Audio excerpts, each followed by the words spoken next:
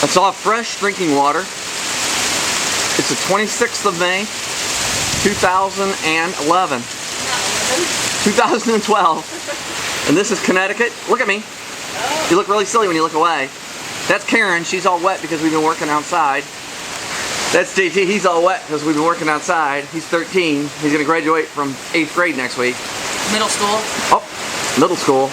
Here's our garage and our cars. And look at this.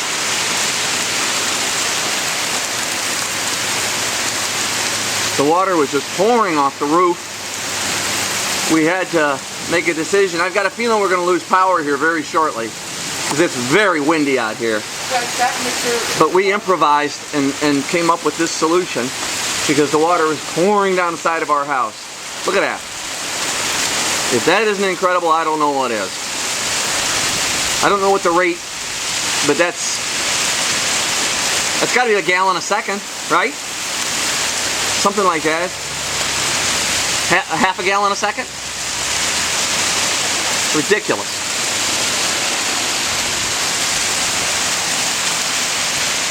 And this is like the Nile River running down into our neighbor's yard. Water's probably sheeting off his roof. I can't get a good picture of it. But this is still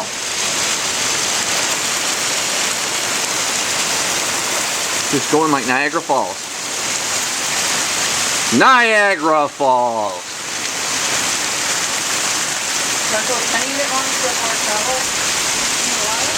A penny? Yeah, we're going in the water and see how far it travels. That's a great idea because you know it's going to float. Wow. Sure didn't go very far, did it? Throw something that floats in there, JT. What? Throw something that floats.